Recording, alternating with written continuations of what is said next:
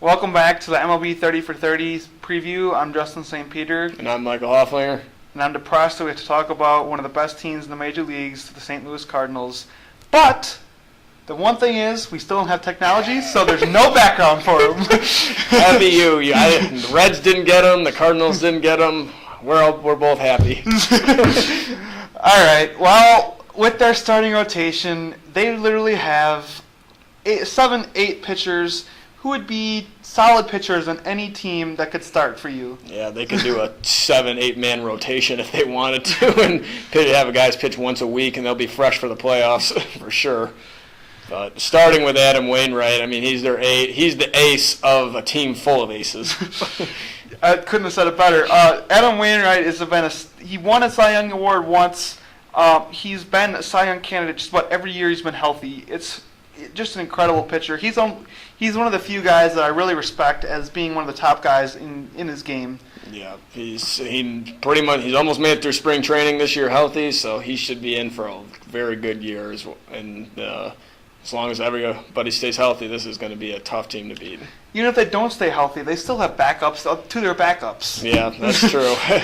They got a guy named Michael Wacha, as you probably heard in the playoffs last year. He almost threw a no-hitter like every time he was out, like taking no-hitters into 7th, 8th innings every time. He's incredible. Same with Shelby Miller.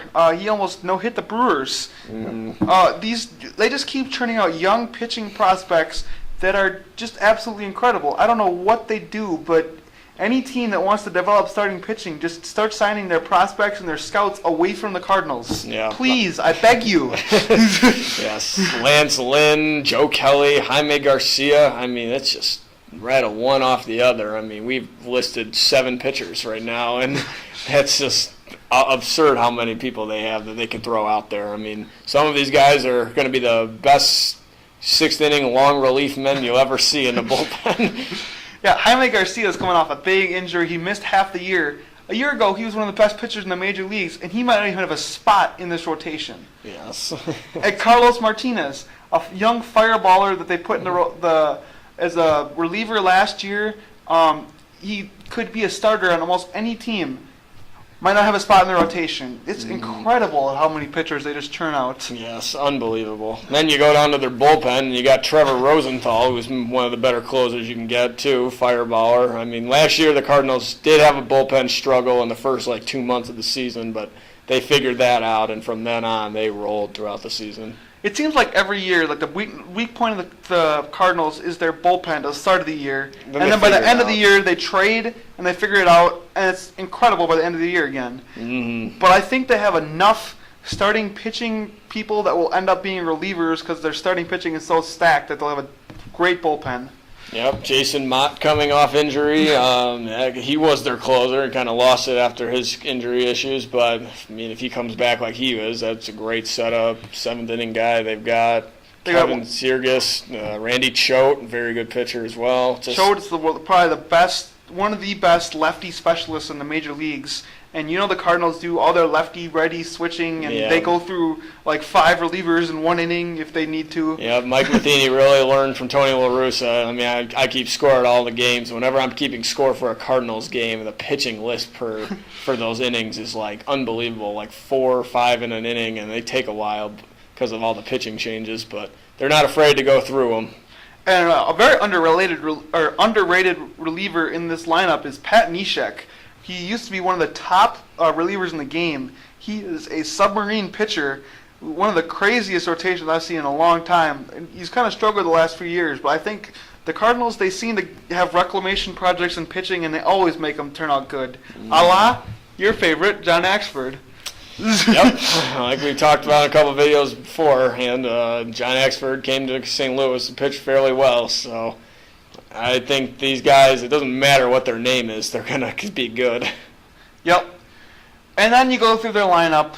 Matt Carpenter came on the scene out of nowhere last year and played amazing. He'll be their leadoff guy. Solid average. This guy gets on base a lot. He finds a way, whether it's a walk, he'll use opposite field hitting, anything he has to do, and he knows his role. He's a very solid defender. He is going to be playing third base now to replace David Freese, who was traded for the next guy, Peter Borges. Yeah, the Cardinals definitely won the David Freese trade. I was actually a David Freese fan. As much of a big Cardinals hater I am, I really like David Freese, but he was a power bat that didn't have much of an average and wasn't a great defender. Peter Borges is a complete opposite. An amazing defender in center field. He'll get you a lot of steals. The problem with him is he just has to get on base. Yeah, I'm a little shocked they haven't projected batting second. I've never been super impressed with this guy's bat, but no questioning his defensive abilities. I mean, he's moving John Jay to the bench. Yeah, one of the other weaknesses with the Cardinals is they didn't have one of the greatest defenses. Peter Borges will help that greatly. Mm-hmm. Then you get down to the next two power hitters, Matt Holliday and Alan Craig. These guys are... This is just your typical how you want to set up a lineup kind of guys. Just first two, got on base. Then you got guys that are going to bring them home, and then you start over again after that. This is how you would typically want to set up a lineup, traditional style, if you could manage any way you wanted. Matt Holliday is probably my second most hated Cardinal.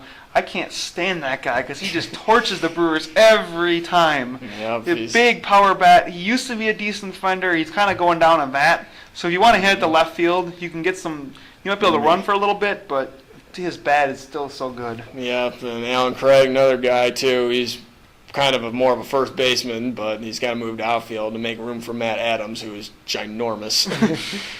Yeah, the corner outfield defensively is going to be the only real weakness for the Cardinals because Alan Craig and Matt Holliday.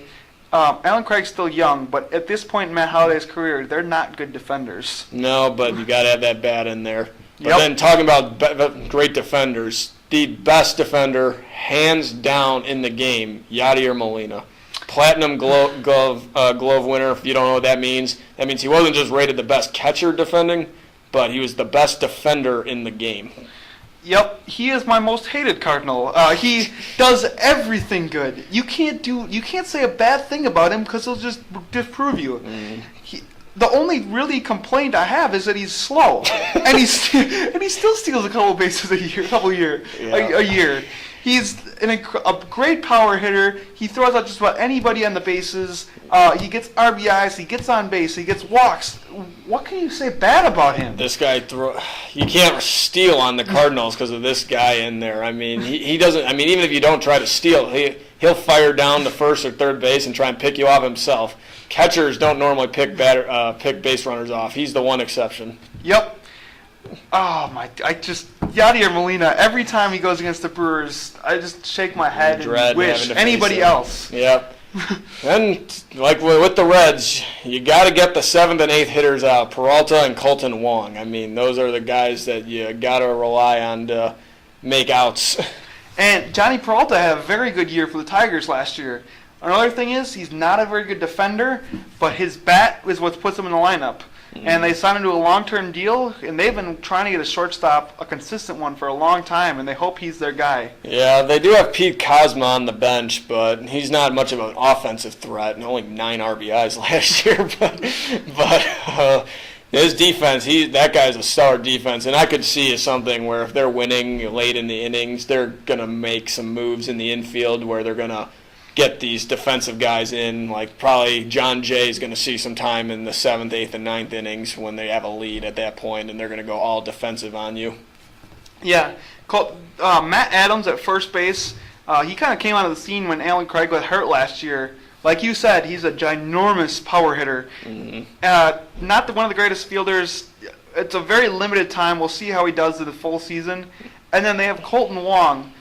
He's probably their only true weakness on this team. He's not one of the greatest hitters, and he's just a solid fielder. Their second base spot will be a question mark to see if he keeps that job or somebody like Kozma or Mark Ellis or Descalso. Descalso comes in, and he's that guy. He's just that irritating hitter that just seems to get a hit when you don't need one to be hit. Yep, and then they got rid of Carlos Beltran, who was a very, very good player.